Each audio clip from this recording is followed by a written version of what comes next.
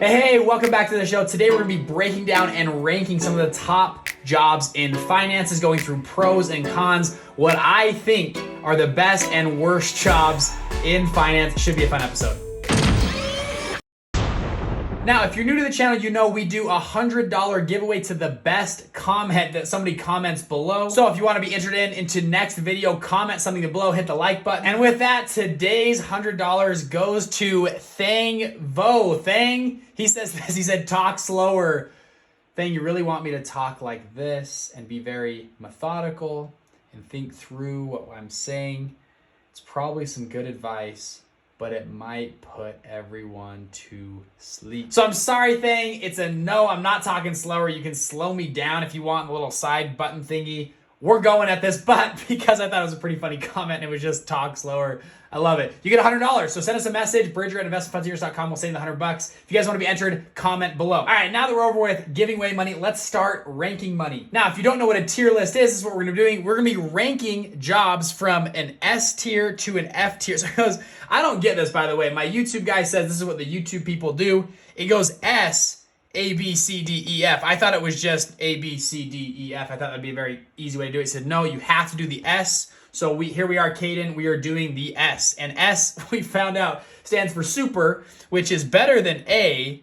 I thought A was the best grade you could get, but I guess an S is the best. So we're going from S to F on today's rankings. All right, number one. First up, we've got on the list a very hot topic, investment banking. Now, it's hard to put an exact figure on how much you'll make in investment banking. We'll start with analysts, brand new investment bankers, all the way up to seasoned veterans. But investment bankers are typically hired from other groups to deal with large liquidity events. So usually a mergers, acquisitions team. Sometimes they're acquiring other companies. A lot of times they're taking companies public. They get hired to do these types of activities. So if you have a company, you want to go public, you would hire an investment banking team to help you do the dog and pony show and to help your company go public, hopefully at a high evaluation. Now, you might know some investment bankers or people that would be investment banking back from your college or high school days. These are typically your slick talking, well-dressed, really douchebag type of people. Sorry to laugh, but it's kind of true. It's kind of the stigma that goes with investment banking.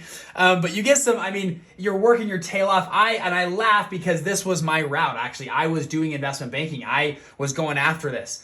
In college, you have to work your tail off. They only take the best of the best. Typically, what you'll do is your sophomore or junior year, you'll go do an internship in an investment bank. You're working 80 to 100 hours a week, hoping to get an offer at a big firm, which I got an offer out in Silicon Valley, which I actually turned down to go launch my own fund and said, screw the investment banking route, because the investment banking route is a hard route to go. Like I said before, you're working 60 to 100 hours a week, at least for your first 2 years. Now, salaries are very good at the beginning. We're starting at the beginning. Typically, right out of college, you're making anywhere from $100 to about $150,000, plus or minus some bonuses, things in there, which is a great starting salary for a college grad. That is why a lot of smart, ambitious college grads want to get into investment banking. They see the big dollar ticket. I was the same way. I can get in, I can learn a lot on Wall Street. I'm gonna write my ticket after a few years and get into other things. But if you break it down and you're working 60 to 100 hours a week,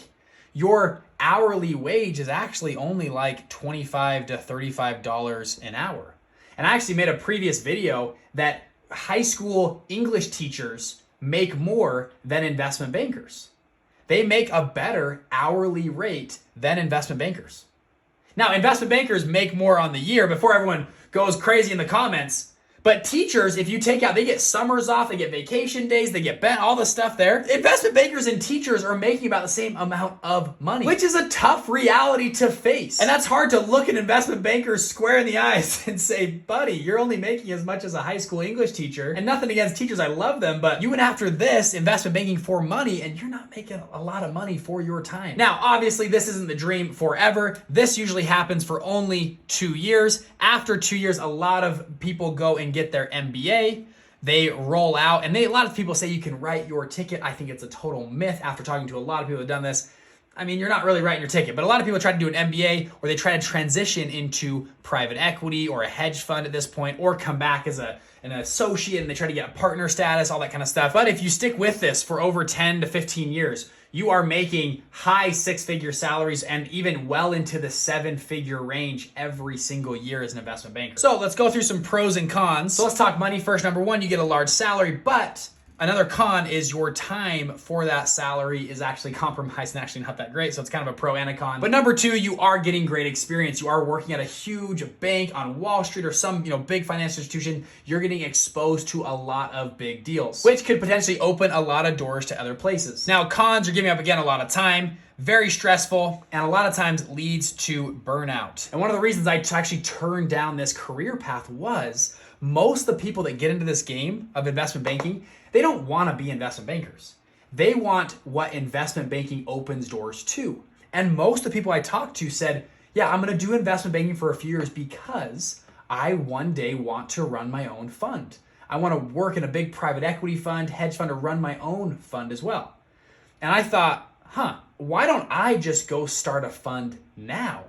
Instead of going through the 10 years of going and doing this process to hopefully one day write my ticket.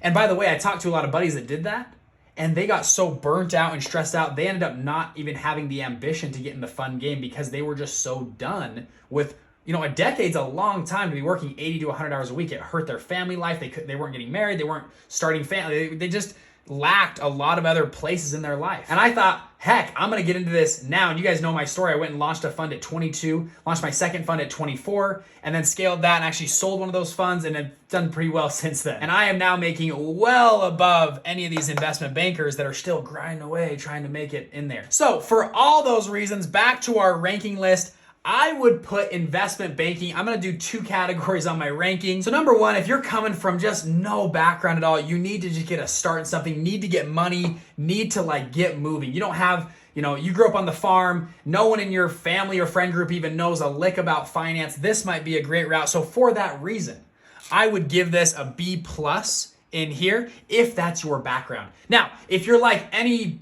I would say an average background of finance or entrepreneurship or something else, I would give this an F. I would not advise anyone to go into investment banking. I would advise them to go a different route. We live in too much opportunity. Your years from age 20 to 30 are your highest functioning years. Your body is at peak condition. You can do more. You can work later than ever before. Why not go work on your own thing? Instead of slaving away 100 hours a week for someone else making $35 an hour, why not go slave on yourself and on your own business? And that's, I just took it. I said, hey, I'm going to make a calculated risk in 10 years. I bet if I spend 100 hours a week on myself and my own businesses, my own companies, I will make way more money than these guys who spend 100 hours a week working for somebody else and building someone else's dream. So for that reason, I'm giving it an F if you're a regular, normal background type of person. But if you're coming from like the boonies or somewhere crazy, you have some crazy background, I'll give it a B. It's a good job to get into if you're just you have no background at all. But invest in yourself is what I'm trying to say. This is a great way to get going. All right, so number 2 job we're gonna rank is an insurance advisor and insurance agent. Sorry, that first one I got on some rambling about. You can tell there's some deep feelings about investment banking there. This one we're gonna try to stay a little bit separated from, but insurance advisor. So what is an insurance advisor? They're in the basic sense, they're an insurance salesman. These guys are selling, house, life insurance, car insurance, all kinds of stuff. Also, insurance agents are selling a lot of investment products. Something I didn't know for a long time was I had buddies that were getting into insurance. And then, I sell insurance. I go, no. You don't sell insurance. You sell investments. And they go, well, yeah. But they tell people they're in insurance. Anyways, yes, there are insurance advisors that sell car and house and, some types of life insurance that are more standard. But a lot of insurance agents, and the very successful ones, sell insurance products that are essentially investment products. If you guys have ever read the book in Infinite Banking or the Infinite Banking System, you can use insurance products to create essentially a bank for yourself that you can lend and pull money out of. It's a very cool process, not in the scope of this video, but That's something that very high earners do inside of the insurance game. Now, most advisors choose a policy of expertise. So some people get really good at car insurance or corporate insurance or investment type of life insurance. Now, the average starting salary for this type of an earner is around $75,000 a year, your first year, but some people making well into the six-figure range, and some even well into the seven-figure range. People that run their own practices, have a lot of people, and built a company around their insurance agency. Now, all you need to become an insurance agent is really a high school diploma. You do not need a bachelor, master, or any type of MBA degree to get into this game. Although a lot of firms do like to see a bachelor degree, I see that becoming less and less relevant, especially if your degree is in, gender studies or sociology or something random that's really unrelated to business or finance at all. Now, unlike investment banking, the hourly, I typically see good hours here. You're working 40, maybe 50 hours a week. Very standard work-life balance. So pros and cons, it's decent salary for your time, with a decent amount of earning potential, well into the six-figure range. If you build a good book, those are repeat clients you don't have to work with. Cons, some people think you're kind of slimy.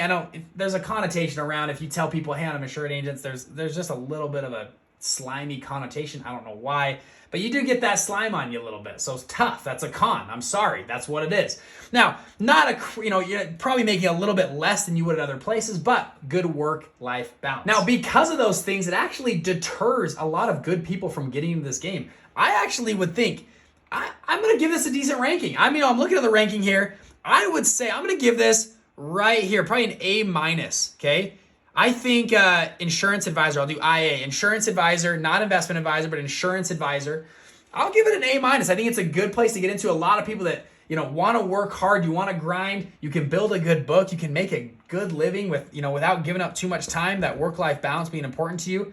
I actually think it's a very good career to get into. All right, number 3 on the list has got to be my favorite. This is a hedge fund manager. Now, typically a hedge fund manager, what you're doing is you are pooling capital together from investors. You're going and making investments. Hedge funds would be in public securities. This also works for private equity, real estate funds, any type of fund manager in here typically come from a Harvard, Ivy League background. A lot of these people come out of investment banking. A lot of investment bankers aspire to be a fund manager one day. And you may ask, why do they aspire to this? It's because it is so freaking lucrative. Okay, that's why. Look at fund managers. Here's a great example. Ken Griffin. Okay, Ken Griffin, you may or may not know him. Ken Griffin is the managing director of Citadel. Okay, Citadel, one of the largest hedge funds on the planet. Why don't you take a wild guess how much Ken Griffin makes per month from his fund? Okay, just take a wild guess.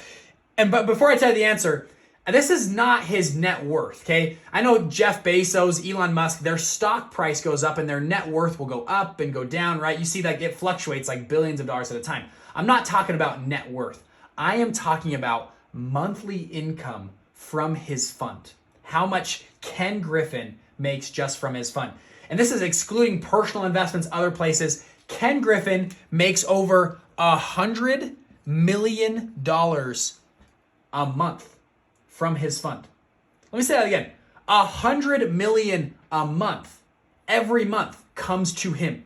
I don't even know what I would do with 100. You'd have to have a whole team ready to receive the 100 million and deploy it into good investments. That's a full-time team of job to deploy 100 million every single month for year after year after year. I could handle that. I could handle that life, I think, okay? So, number 1, pay is huge, right? The earning potential as a fund manager is pretty much unlimited. You look at the Forbes 100 list, it is riddled with fund managers. Because it is so scalable. Really, how much you make as a fund manager is up to you and how big you want to play. Now, typically, I mentioned this before, a lot of fund managers come out of investment banking. They come out of Ivy League schools. And that's traditionally what it's been.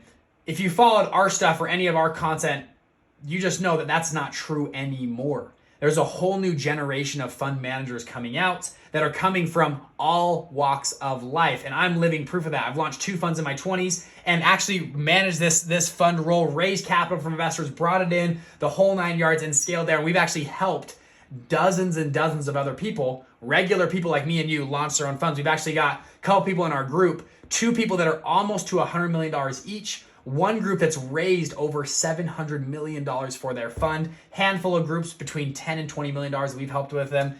It's a pretty cool game to be in. Now, I know you're gonna have a ton of things. Well, you would need a track record. How do you get experience? How do you build the right team? There's no way you could do it without an Ivy League degree, blah, blah, blah.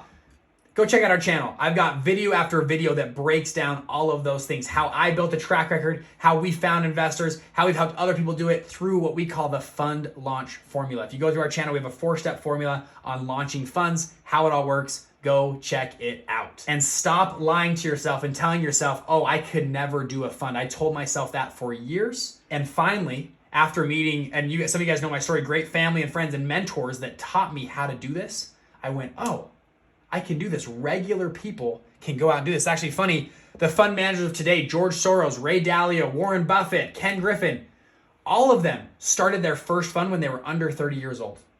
Guess what? They were once inexperienced. They didn't have the tracker. They didn't have all that stuff.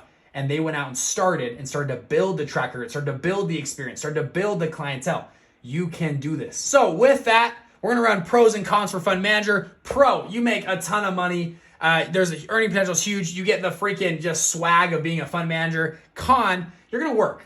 This definitely takes a lot of work. It's a decent amount of stress to manage other people's money.